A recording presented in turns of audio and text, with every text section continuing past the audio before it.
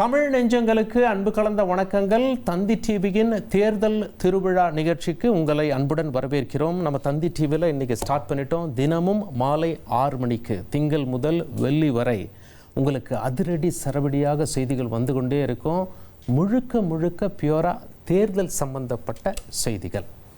Salim sir, எனக்கு இந்த ப்ரோக்ராமை பொறுத்த வரைக்கும் எனக்கு ரொம்ப பிடிச்ச விஷயம் என்ன தெரியுங்களா? எல்லா கட்சிக்குமே பிரத்யேகமாக ஒரு பஸ் இருக்குது, தேர்தல் பஸ் இருக்குது. நமக்கும் இப்போ ஒரு பஸ் வந்துருச்சு, பின்னாடி செட்டில் போட்டுட்டாங்க. ஸோ இந்த ஃபேவரட்டான மொமெண்ட்டை, ஒரு அற்புதமான ஒரு தொடக்கத்தை இந்த நிகழ்ச்சிக்கு நம்ம இன்னையிலேருந்து ஆரம்பிக்க போகிறோன்னே சொல்லலாம்.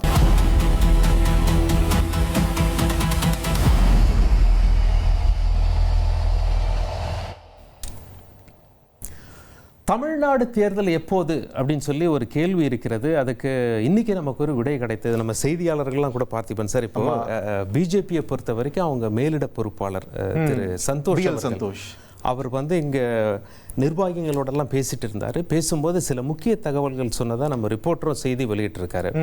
அதில் மிக முக்கிய தகவல் தேர்தல் பற்றியும் சொல்லியிருக்காரு. 5 மாநில தேர்தல்கள் நடக்கிற சீசன் இது.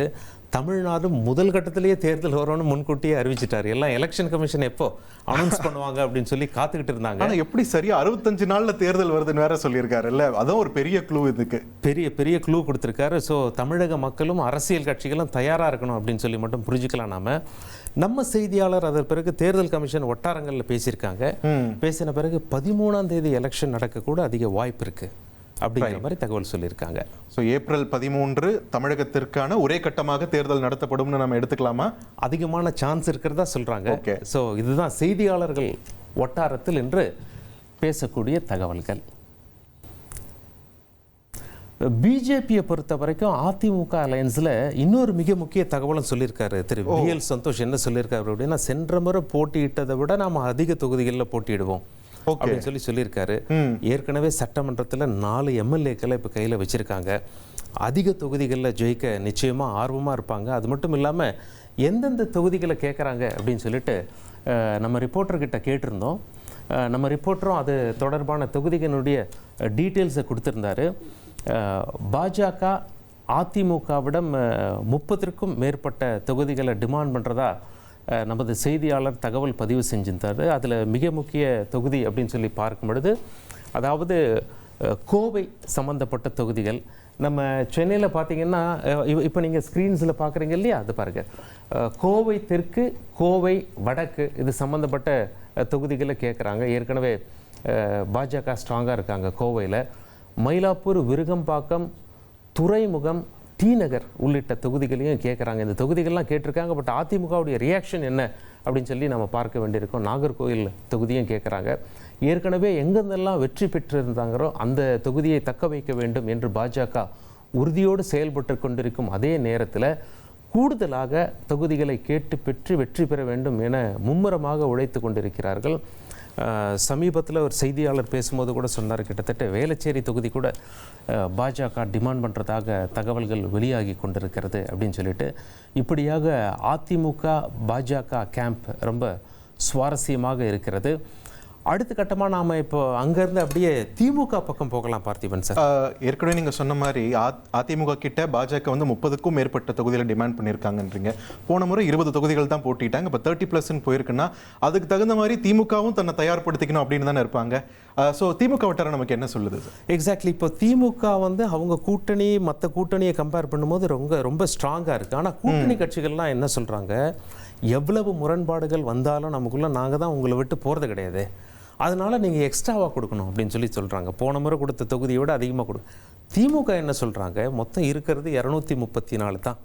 அந்த 234ல் நாங்கள் 173 சென்ற முறை போட்டிட்டோம். ஆமாம், இந்த முறையும் அதில் உறுதியாக இருக்கும். 170க்கு மேலே போட்டிடணும் அப்படின்னு சொல்லி 170க்கும் மேற்பட்ட இடங்களில் தான் போட்டிடணும்னு திடமாக இருக்காங்க. எக்ஸாக்ட்லி, உறுதியாக இருக்காங்க. ஏன் அப்படின்னா, எந்த ஒரு கட்சியுமே கூட்டணி கட்சிகளுக்கு இடத்தை பிரித்து கொடுக்கறது ஒரு பக்கம், ஆனால் பெரும்பான்மையாக நாம் ஆட்சி அமைக்கணும் அப்படிங்கிறதுல தான் ரொம்ப உறுதியாக இருப்பாங்க.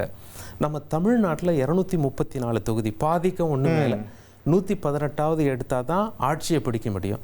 அப்படி இருக்கும்போது ஒரு 170லையாவது போட்டியிட்டால் தானே அந்த இலக்கை நாம் அடைய முடியும். அப்படிங்கிறதுல பெரிய கட்சிகள் உறுதியா இருக்காங்க. இந்த பக்கம் திமுக, அந்த பக்கம் அதிமுக. ஆனா இன்னொன்னு திமுகவை வந்து துரத்தக்கூடிய ஒரு பயம் என்னன்னா, 2006 தேர்தலில் அவங்க ஜெயிச்சாலுமே மைனாரிட்டி அரசுன்னு அப்போ எதிர்க்கட்சி தலைவராக இருந்த ஜெயலலிதா அவர்கள் தொடர்ந்து விமர்சனம் பண்ணிட்டே இருந்தாங்க. அந்த மாதிரி ஒரு நிலைமை வந்துடக்கூடாதுன்றதுனால தான் இந்த 170+ அப்படின்றதுல ரொம்ப உறுதியா இருக்காங்கன்னு எடுத்துக்கலாம் இல்லைங்களா? எக்ஸாக்ட்லி, ரொம்ப உறுதியா இருக்காங்க. பட் மற்ற கட்சிகள்லாம், கூட்டணி கட்சிகள் என்ன சொல்றாங்க, எங்களுக்கு ஆட்சியிலேயே நீங்க பங்கு தரல, விஜய் வேற ஆட்சியில பங்கு என்று பேசி ஆசை காண்பித்து விட்டார். அதனால ஆட்சியில் ஒன்று பங்கு கொடுங்க அப்படின்னு சொல்லி டிமாண்ட் வைக்கிறாங்க, இல்லை சீட்டை ஏற்றுங்கன்னு சொல்லி சொல்கிறாங்க. திமுக பொறுங்க, அவசரப்படாதீங்க, நாம தான் வெற்றி கூட்டணி அப்படின்னு சொல்லி அவங்கள மேனேஜ் பண்ண ட்ரை பண்ணுறாங்க. இதன் காரணமாக தான் சமீபத்தில் கூட நம்ம பார்த்துருப்போம், காங்கிரஸ் எம்பி மாணிக்கம் தாகூர், அவர் ராகுல் காந்திக்கு ரொம்ப நெருக்கமானவர். இன்றைக்கி கூட பார்லிமெண்ட்டில் ராகுல் காந்தி வெளியே வரும்போது மாணிக்கம் தாகூர்கிட்ட கை கொடுத்துட்டு தோளில் தட்டி கொடுத்த காட்சியை நாம் பார்த்துருப்போம். அவர் என்ன சொல்கிறாருன்னா, நாங்கள் கூட்டணி பற்றி பேச, தொகுதி பங்கீடு பற்றி பேச ஒரு அணி அமைச்சு 36 நாள் ஆச்சு, எங்களை திமுக கூப்பிடவே இல்லை. அப்போ தோளில் தட்டி கொடுத்தது வந்து கன்சோல் பண்ணுறதுக்கா இல்லை you are doing a good ஜாப்னு சொல்கிறதுக்கா? பட் இது நாடாளுமன்ற விவகாரத்தில் அவங்க சில போராட்டங்களில் ஈடுபட்டாங்க காங்கிரஸ் கட்சி, அதுவும் கூட இருக்கலாம். பட் இவர் ராகுல் காந்திக்கு ரொம்ப நெருக்கமானவராக பார்க்கப்படுறார். அவருடைய முக்கியமான கோர் டீமில் மாணிக்கம் தாகூர் இருக்கார். ஸோ திமுக கூட்டணியில் சலசலப்பு இருந்தாலும் எது எப்படி போக போகுது அப்படிங்கிறத பார்க்க வேண்டியிருக்கும். ஆனால் இன்னும் பேச்சே தொடங்கலை அப்படின்றது தானே அவங்களோட ஒரு மனக்குறையாக இருக்குது. எக்ஸாக்ட்லி, காங்கிரஸ் வந்து எங்களை கூப்பிட்டு பேசுங்க அப்படின்னு சொல்கிறாங்க. திமுக என்ன யோசிக்கிறாங்க, கூப்பிட்டு பேசுனா அதிகமாக இல்லை கேட்பீங்க. ஏற்கனவே அன்அஃபிஷியலாக டாக்ஸ் போயிட்டுருக்கு அப்படின்னு சொல்லி நம்ம செய்தியாளர் இதை பற்றின செய்தி சேகரிச்சிருக்காரு. திரு ரமேஷ் என்ன சொல்கிறாருன்னு பார்த்துடலாமா? பார்த்துடலாம். திமுகவை பொறுத்த வரைக்கும் கடந்த 2021 சட்டமன்ற தேர்தலில் 173 தொகுதிகளில் நேரடியாக போட்டிட்டு இருந்தாங்க. அதே மாதிரி மதிமுக, தமிழக வாழ்வுரிமை கட்சி போன்ற கட்சிகள் திமுகவின் சின்னமான உதயசூரியன் சின்னத்தில் போட்டிட்டு இருந்தாங்க. இதனால் உதயசூரியன் சின்னத்தில் மட்டும் திமுக 187 இடங்களில் போட்டிட்டு இருந்தாங்க. இதே மாதிரி வரக்கூடிய இந்த 2026 சட்டமன்ற தேர்தலையும் குறைந்தது 170 இடங்களில் போட்டியிடணும் அப்படிங்கிற ஒரு டார்கெட்டை திமுக முடிவு பண்ணியிருக்கிறதா தகவல் வெளியாகி இருக்கிறது. கடந்த சட்டமன்ற தேர்தலை விட வரக்கூடிய சட்டமன்ற தேர்தலில் எங்களுக்கு கூடுதல் தொகுதி வேணும் அப்படின்னு காங்கிரஸ் சொல்லிட்டு இருக்கிறாங்க. மதிமுக பொதுச் செயலாளர் வைகோ எங்களுக்கு கூடுதல் தொகுதி வேணும்னு சொல்றாரு. விசிக, கம்யூனிஸ்ட் போன்ற கட்சிகள் எல்லாமே திமுக கூட்டணியில் இந்த முறை நாங்கள் கூடுதல் தொகுதியை எதிர்பார்க்குறோம் அப்படின்னு ஓப்பனாகவே ஒரு ஸ்டேட்மெண்ட் சொல்லியிருக்கக்கூடிய தகவலை எல்லாம் நம்ம பார்க்க முடிகிறது. அதே மாதிரி மக்கள் நீதி மையம் இந்த முறை திமுக கூட்டணியில் கூடுதலாக இணைஞ்சிருக்கிறாங்க. நாடாளுமன்ற தேர்தலில் இணைஞ்சாங்க. இப்போ சட்டமன்ற தேர்தல் வரும்போது மக்கள் நீதி மையம் கட்சிக்கு ஒரு கேட்கக்கூடிய தொகுதியை கொடுக்கக்கூடிய சூழல் திமுகவுக்கு இருக்குது. அதே மாதிரி எஸ்டிபிஐ கட்சியும் திமுகவோட கூட்டணி பேச்சுவார்த்தை நடத்திட்டு இருக்கிறாங்க. மற்றொரு பக்கம் தேமுதிகவும் திமுகவோட ஒரு கூட்டணி பேச்சுவார்த்தையை நடத்திட்டு இருக்கிறதா தகவல் வெளியாகிறது. இப்படியாக புதிதாக வரக்கூடிய கட்சிகளுக்கும் சீட்டு கொடுக்க வேண்டிய கட்டாயத்தில் திமுக இருக்கிறாங்க. ஏற்கனவே கூட்டணியில் இருக்கக்கூடிய காங்கிரஸ், மதிமுக, கம்யூனிஸ்ட், விசிகா போன்ற கட்சிகளும் கூடுதல் தொகுதி வேணும் அப்படின்னு கேட்டிருக்கிறதுனால திமுக இந்த தொகுதி பங்கீடை எப்படி முடிக்க போகிறாங்க அப்படிங்கிற ஒரு எதிர்பார்ப்பு அரசியல் வட்டாரத்தில் இருந்திருக்கக்கூடிய சூழலில் 2021 போட்டியிட்டது மாதிரியே 173 தொகுதி அப்படின்னு 2021, ஆனால் 2026 வரும்போது குறைந்தது 170 தொகுதியில் நேரடியாக போட்டியிடணும் அப்படிங்கிற ஒரு வியூகத்தை திமுக வகுத்திருக்கிறதா சொல்லப்படுது.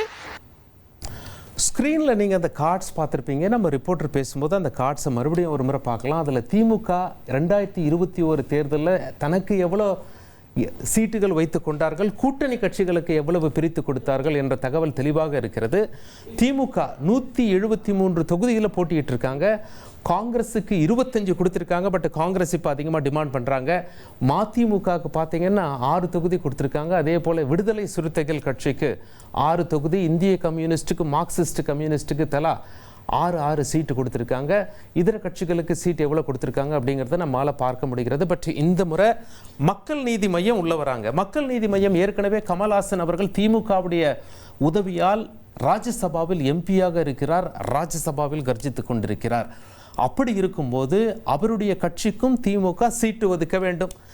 ஏற்கனவே இருக்கவங்க இப்போ கூடுதலாக கொடுக்கன்னு சொல்லி கேட்கறதுனால திமுக மற்றவங்க கிட்ட இருந்து எடுத்து கொடுக்க முடியாது, அவங்க கிட்ட இருந்து மக்கள் நீதி மையத்திற்கு கொடுக்க வேண்டிய நிர்பந்தத்திற்கு அவங்க தள்ளப்பட்டிருக்காங்க. போன முறை வந்து கோவிட் தெற்குல கடைசி நிமிஷம் வரைக்கும் காத்திருந்து கடைசியில் கை விலகி போயிடுச்சு. அதை வந்து இப்போ நிவர்த்தி பண்ற மாதிரி இந்த தேர்தலில் மக்கள் நீதி மையத்தை ஒரு ஸ்ட்ராங்கான பிரசன்ஸை கொண்டு வந்துடணுன்ற ஒரு முனைப்பு அவங்க கிட்டே இருக்கிறத பார்க்க முடியுது. திமுக எவ்வளவு இடம் தர போறாங்கன்னு தெரியல, அதை பொறுத்து தான் இது இந்த டேலி அவரை பண்ணணும் இல்லைங்களா? எக்ஸாக்ட்லி. அதாவது மக்கள் நீதி மையம் திரு கமல்ஹாசன் அவர்களுடைய டிமாண்ட் என்ன, திமுக எப்படி இல்லை உங்களுக்கு ஒரு 3 தொகுதி போதும்னு சொல்லுவாங்களா அல்லது அதிகமாக கொடுப்பாங்களா, போதுமான ஃபேஸஸ் இருக்காங்களா மக்கள் நீதிமன்றத்துக்கு இந்த எலெக்ஷனை ஃபேஸ் பண்ண. ஸோ திமுக எப்படியெல்லாம் அதை கவுண்டர் பண்ண போகிறாங்க, ஏன்னா 170ங்கிறதுல திமுக ரொம்ப உறுதியாக இருக்காங்க. ஸோ எப்படி இந்த கூட்டணி கட்சிகளை சரி கட்ட போகிறாங்க அப்படின்னு சொல்லி பார்க்குறது ரொம்ப இன்ட்ரெஸ்டிங்காக இருக்கும் பார்த்திபன் சார். ரைட். ஒரு 173 வரைக்கும் அவங்களே இப்போ போட்டியிட போகிறாங்கன்னா மீதி இருக்கிறது 60 தொகுதி தான் இருக்குது, 60-61 தான். அதை எத்தனை கூட்டணி கட்சிகளுக்கும் பிரித்து தர வேண்டிய ஒரு பெரிய இமாலய பொறுப்பு திமுக கையில் இருக்குது. எப்படி பண்ண போகிறாங்கன்னு தெரியல. தேர்தல் அப்படின்னு சொல்லி வந்தாலே இப்போ நமக்கு நட்சத்திர தொகுதிகள் அதிகமாக நம்மளுடைய கவனத்தை பெறும். இந்த தொகுதியில் இன்னார் நிற்கிறாரு, அவரை எதிர்த்து யார் நிற்கிறா, எவ்வளவு வாக்கு வித்தியாசத்தில் யார் ஜெயிக்க போகிறாங்க, மக்களுடைய மனநிலை எப்படி இருக்குது, இப்படிலாம் நிறைய கொஷின் இருக்கும். விவிஐபி தொகுதி அப்படின்னு சொல்லி நாம் எடுத்ததுமே நமக்கு முதல்ல நம்மளுடைய லிஸ்ட்டில் டாப்பில் இருக்கிறது நம்ம சீஃப் மினிஸ்டர். கொளத்தூர் தொடர்ச்சியாக அங்கே ஹேட்ரிக் வெற்றி பெற்றிருக்கிறார். அவர் எதிர்த்து யாரெல்லாம் நின்னாங்க, மீண்டும் அவர் அதே தொகுதியில் தான் களமிறங்குவார் அப்படிங்கிற எதிர்பார்ப்பு ரொம்ப அதிகமாக இருக்குது. ஸோ அப்படி இருக்கும் பட்சத்தில் அந்த கொளத்தூர் தொகுதியினுடைய நிலவரம் என்ன, அந்த தொகுதியினுடைய வரலாறு என்ன, எந்த பாதைகள் அந்த தொகுதி கடந்து வந்திருக்கு அப்படின்னு சொல்லி நம்ம பார்த்துருவோமா? மக்களே, உங்க தொகுதி பத்தி கொஞ்சம் தெரிஞ்சுக்கோங்க. கொளத்தூர் சட்டப்பேரவை தொகுதி இன்னைக்கு நம்ம தமிழக தேர்தல் களத்துல அதிகமா கவனிக்கப்படுற தொகுதியில முக்கிய தொகுதியா இருக்கு. சென்னை மாவட்டத்துல திமுகவுடைய கோட்டையாவே இருக்கு கொளத்தூர். தமிழ்நாடு முதலமைச்சர் மு.க.ஸ்டாலின் தொடர்ச்சியா இங்க 3 முறை ஜெயிச்சிருக்காரு. தொகுதியில அதிகமா அரசு ஊழியர்கள் இருக்காங்க. ஏழை மற்றும் நடுத்தட்டு மக்கள் வசிக்கக்கூடிய தொகுதியில 20% பிற மொழி பேசுற மக்களும் இருக்காங்க. சிறு குறு தொழில்கள், வியாபாரம் இதெல்லாம் தான் இங்க இருக்கிற மக்களுடைய முக்கிய தொழிலா இருக்கு. எஸ்ஐஆருக்கு அப்புறமா தொகுதியில 1,86,841 வாக்காளர்கள் இருப்பதா தெரிவிக்கப்பட்டுச்சு. இதுல 90,098 பேரு ஆண் வாக்காளர்கள், 96,709 பேரு பெண் வாக்காளர்கள், 34 பேரு 3ஆம் பாலினத்தவர்கள். கொளத்தூர் தொகுதி வரலாற்றை பார்த்தோம் அப்படின்னா 2008 தொகுதி மறுசீரமைப்புல புதுசா உருவாக்கப்பட்ட தொகுதி. மறுசீரமைப்புல நீக்கப்பட்ட புரசைவாக்கம் தொகுதியில இருந்து சில பகுதிகள், வில்லிவாக்கம் தொகுதியில இருந்த சில பகுதிகளையும் உள்ளடக்கி உருவாக்கப்பட்டது. முதல் தேர்தலையே கொளத்தூர் விஐபி தொகுதி அந்தஸ்தை பெற்றது. 2011 சட்டப்பேரவை தேர்தலில் அப்ப துணை முதலமைச்சராக இருந்த மு.க.ஸ்டாலின் போட்டியிட்டாரு. தேர்தலில் அதிமுக வேட்பாளர் சைதை துரைசாமி கடுமையான போட்டியை கொடுத்தாரு. ஆனால் கடைசியில் 2,734 வாக்குகள் வித்தியாசத்தில் மு.க.ஸ்டாலின் வெற்றியை வசமாக்கினாரு. 2016 தேர்தலையும் வெற்றி அவருக்கே கிடைச்சது. அப்ப அவரை எதிர்த்து போட்டி போட்ட அதிமுக வேட்பாளர் ஜேசிடி பிரபாகரை தவிர்த்து தேமுதிக, பாஜக, பாமக வேட்பாளர்கள் உட்பட 22 பேர் டெபாசிட்டை இழந்திருந்தாங்க. 2021 தேர்தலில் அதிமுக வேட்பாளர் ஆதி ராஜாராம 70,384 வாக்குகள் வித்தியாசத்தில் மு.க.ஸ்டாலின் தோற்கடிச்சாரு. அந்த தேர்தலில் மாநிலத்தில் திமுக அமோக வெற்றியை பெற்றதும் மு.க.ஸ்டாலின் முதலமைச்சராக பதவியேற்றாரு. முதலமைச்சர் தொகுதி அப்படிங்கிற அந்தஸ்தை பெற்றிருக்கக்கூடிய கொளத்தூர் 2026 சட்டப்பேரவை தேர்தலில் அதிகமாக கவனம் பெற்றிருக்கு. ஜேசிடி பிரபாகர் அவர்கள் முதலமைச்சரை எதிர்த்து நின்னார் அப்படின்னு சொல்லி நம்ம பார்த்தோம். அதிமுகவில் மிக முக்கிய நபர். ஆனால் இப்போ தாவேக்காவில் இணைந்துட்டார், விஜயை சந்திச்சிருக்காரு.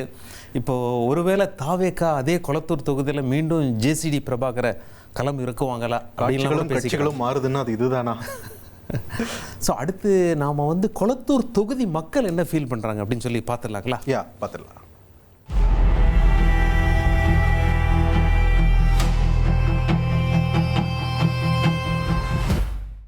சொல்லப்போனால் அவர் இந்த கொளத்தூர் தொகுதிக்கு நிறைய பண்ணியிருக்காரு.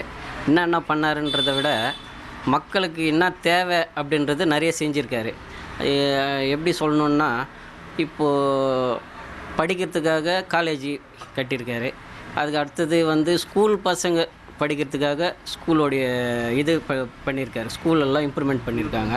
அது மட்டும் இல்லாமல் சின்ன பசங்களுக்காக நீச்சல் குளம், அதுக்கப்புறமா வந்து கல்யாணம் புதுசாக பண்ணுறவங்களுக்காக கல்யாண சத்திரம், அதுக்கப்புறமா மெட்ரோ ட்ரெயின் இதெல்லாம் பண்ணிகிட்டு இருக்காரு.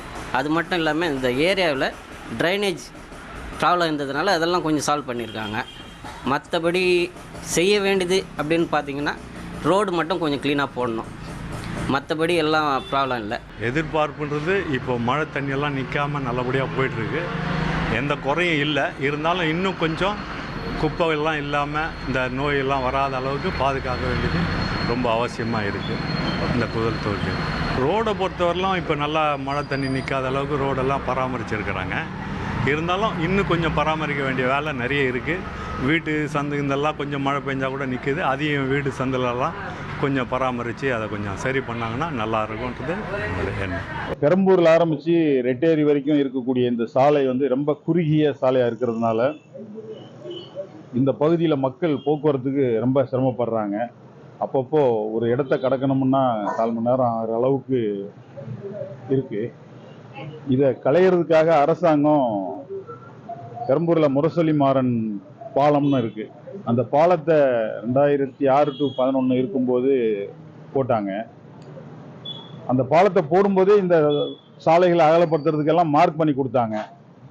ஆனால் இன்னைக்கு வரைக்கும் அந்த அகலப்படுத்தும் வேலை செய்யப்படலை. கிட்டத்தட்ட 10-15 வருஷத்துக்கு மேலே ஆகிப்போச்சு. 16ன்னா கிட்டத்தட்ட 15 வருஷம் கிட்ட ஆகிப்போச்சு. முதல்வர் தொகுதின்றதால நிறைய வசதிகள்லாம் இருக்குது, நல்லா இருக்குது. நீச்சல் குளம், ஜிம்மு, அப்புறம் பார்க்குங்க இதெல்லாம் நிறைய பண்ணியிருக்காங்க. இப்போ வந்து இந்த வடிகால் வசதியும் கொஞ்சம் நடந்திருக்கு. ஆனால் அதால் கொஞ்சம் ரோடுங்கள்லாம் தோண்டி இருக்கிற தொட்டு அதெல்லாம் சரி பண்ணி தரணும். இன்னும் இங்கே மெட்ரோ வேலை நடந்துட்டு இருக்குன்றாங்க. அது இன்னும் கொஞ்சம் துரிதமாக வேலை நடந்தால் மக்களுக்கு இன்னும் வசதியாக இருக்கும். இன்னும் இந்த பள்ளிக்கூடம் இதெல்லாம் நிறைய செஞ்சுருக்காங்க. இன்னும் மேலும் செய்வாங்கன்றதை நாங்கள் நினைக்கிறோம். இது எங்களுக்கு ரொம்ப வசதியாகவும் நல்லாவும் இருக்குது. இன்னும் வசதி பண்ணுவாருன்னு தான் நாங்கள் நினைக்கிறோம். குப்பை கொட்டுறதும் பரவாயில்ல, முன்னையோட இப்போ நிறைய க்ளீன் பண்ணுறாங்க. சரியான நேரத்துக்கே வராங்க. காலையில் வந்தாலும் நிறைய நடக்குது. ஒரு சில இடத்துல கொஞ்சம் குழப்பம் இருக்குது, அதை சொல்லிட்டு இருக்கோம். அதையும் சீர் பண்ணி தருவாங்கன்னு நினைக்கிறோம். அதே மாதிரி இப்போ மழை வந்து இந்த வாட்டி அவ்வளோ அதிகமாக பெய்யலை. அதனால் நிறைய தண்ணி தெரியல. தண்ணி தேங்கிறது இன்னும் கொஞ்சம் மழை பெய்யும் போது தெரியும்.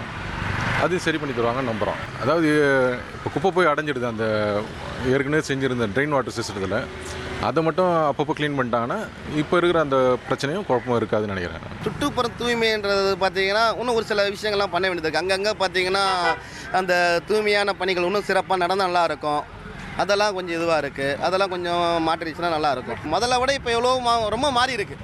தண்ணி வந்தால் முதல்ல நிற்கும், இப்போ நிற்க மாட்டுது. எல்லா தண்ணியும் போயிடுது.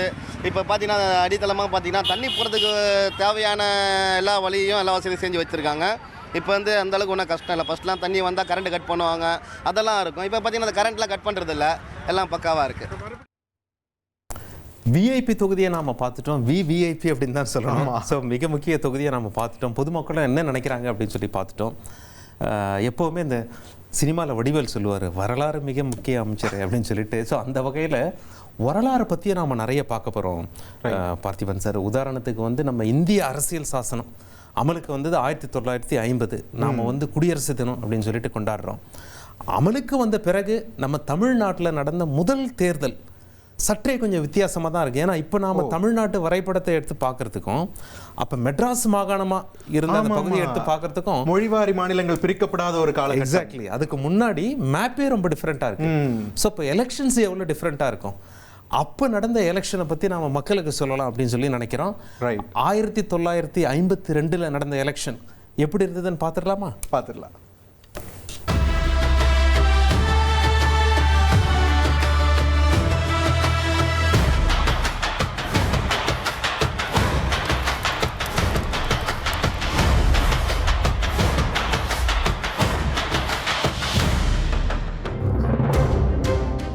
நாடு விடுதலை பெற்ற பிறகு 1952 நாடாளுமன்ற எம்பிக்களை தேர்வு செய்யவும் மாகாணங்களில் எம்எல்ஏக்களை தேர்வு செய்யவும் தேர்தல் ஒன்றாக நடைபெற்றது. மெட்ராஸ் மாகாணம் தமிழ்நாடு, கர்நாடகா, கேரளாவின் மலபார் பகுதிகளை உள்ளடக்கிய பகுதியாக இருந்தது. 309 தொகுதிகளை கொண்ட மெட்ராஸ் மாகாணத்தில் 375 உறுப்பினர்களை தேர்வு செய்ய 1952 ஜனவரி 2 தொடங்கி 9 கட்டங்களாக தேர்தல் நடைபெற்றது. 66 தொகுதிகள் இரட்டை உறுப்பினர்களை கொண்ட தொகுதியாக இருந்தது. அதாவது பட்டியல் பழங்குடியின மக்கள் அதிகமாக வசிக்கும் தொகுதிகளில் பொது உறுப்பினர் ஒருவரும் பட்டியல் இனத்தைச் சேர்ந்த ஒரு உறுப்பினரும் தேர்வு செய்யும் வழக்கம் இருந்தது. தேர்தலில் அரிசிக்கு தட்டுப்பாடு, விலைவாசி உயர்வு, தெலுங்கு பேசும் மக்களின் தனி மாநில கோரிக்கை உள்ளிட்ட பிரச்சினைகள் முக்கியமாக இருந்தது. தேசத்திற்கு சுதந்திரம் வாங்கிக் கொடுத்த கட்சி என வலுவான கட்சியாக இருந்தது காங்கிரஸ். காங்கிரசுக்காக தீவிர பிரச்சாரம் செய்தார் காமராஜர். பிரதான எதிர்க்கட்சியாக இந்திய கம்யூனிஸ்ட் கட்சி களத்தில் இருந்தது. இதுபோக காங்கிரசிலிருந்து விலகிய தா. பிரகாசம் தலைமையிலான கிசான் மஸ்தூர் பிரஜா கட்சி, விழுப்புரம் ராமசாமி படையாட்சியார் தலைமையிலான தமிழ்நாடு உழைப்பாளர் கட்சி உள்ளிட்ட கட்சிகள் போட்டியிட்டன. தேர்தலில் திமுக போட்டியிடவில்லை. தங்கள் நிபந்தனைகளை ஏற்ற கட்சிகள் வேட்பாளர்களுக்கு ஆதரவளித்தது. இறுதியில் தேர்தல் முடிவுகள் ஆட்சியமைக்க பெரும்பான்மை இல்லை என காங்கிரசுக்கு அதிர்ச்சி அளித்தது. காங்கிரஸ் முதலமைச்சராக இருந்த PS குமாரசாமி ராஜா ஸ்ரீவில்லிபுத்தூர் தொகுதியில் தோல்வியடைந்தார். ஆந்திரா பகுதியில் காங்கிரஸ் பெரும் இழப்பை சந்தித்திருந்தது. தேர்தலில் காங்கிரஸ் உறுப்பினர்கள் பலம் 152ஆகவே இருந்தது. இந்திய கம்யூனிஸ்ட் கட்சி அடுத்தபடியாக 62 உறுப்பினர்களை கொண்டிருந்தது. 62 சுயேட்சை உறுப்பினர்கள் தேர்வு செய்யப்பட்டிருந்தார்கள். கிசான் மஸ்தூர் பிரஜா கட்சிக்கு 35 உறுப்பினர்களும் தமிழ்நாடு உழைப்பாளர் கட்சிக்கு 19 உறுப்பினர்களும் இருந்தனர். காங்கிரசிற்கு ஆட்சியமைக்க பலமில்லாத சூழலில் எதிர்க்கட்சிகள் எல்லாம் ஐக்கிய ஜனநாயக முன்னணி கூட்டணியை உருவாக்கி 166 உறுப்பினர்கள் ஆதரவு இருப்பதாக ஆட்சியமைக்க உரிமை கோரின. ஆனால் அப்போதைய ஆளுநர் ஸ்ரீ பிரகாசா அதை ஏற்க மறுத்து ஆட்சியமைக்க காங்கிரசிற்கு அழைப்பு விடுத்தார். பெரும்பான்மை இல்லாத அரசை வழிநடத்த இந்தியாவின் முதல் கவர்னர் ஜெனரலாக இருந்த ராஜாஜியை முதலமைச்சராக்கியது காங்கிரஸ். தேர்தலில் போட்டியிடாது மேலவை உறுப்பினராக முதல்வரானவர். காமன்வெல்த் கட்சி சுயேட்சைகள் ஆதரவோடு பெரும்பான்மையை நிரூபித்து ஆட்சியை தொடர்ந்தார். 1953 ஆந்திர மாநிலம் பிரிக்கப்பட்டது. 1954 ராஜாஜி பதவிக்காலம் 2 வருடம் 3 நாட்களில் முடிவுக்கு வந்தது. அவரது குலக்கல்வி திட்டத்திற்கு எதிர்ப்பு வலுக்க காங்கிரஸ் கட்சிக்குள்ளேயே பிரச்சினைகள் உருவாக தனது பதவிக்காலம் முடிவதற்கு முன்பாகவே முதலமைச்சர் பதவியை ராஜினாமா செய்தார் ராஜாஜி. வழக்கமாக நம்ம தந்தி டிவி பார்க்குறவங்க 7:30 நிகழ்ச்சியை 9:30 மணிக்கு பார்ப்பாங்க. நம்ம அரவிந்துக்கு ஒரு நல்ல மவுஸ் இருக்கு. ஆமாம். ஆனால் இனி நம்ம 7:30 அரவிந்தை 6 மணிக்கும் பார்க்கலாம் டெய்லி. மண்டே டு ஃப்ரைடே அரசியல் அலப்பறை அப்படிங்கிற சப்ஜெக்டில். அலப்பறையை கூட்டுறதுக்கு 7:30 தான் கரெக்ட் இல்லைங்களா? இதோ வரார் அரவிந்த்.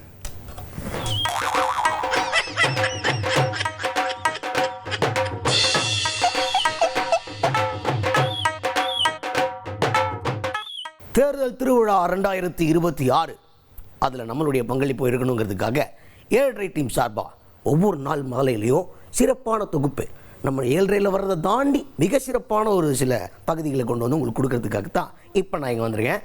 அப்படி இன்றைக்கி நம்ம யாரை ஸ்பெஷலாக பார்க்க போகிறோம் அப்படின்னு பார்த்தீங்கன்னா, முன்னாள் அமைச்சர் செல்லூர் ராஜு அவர்கள்.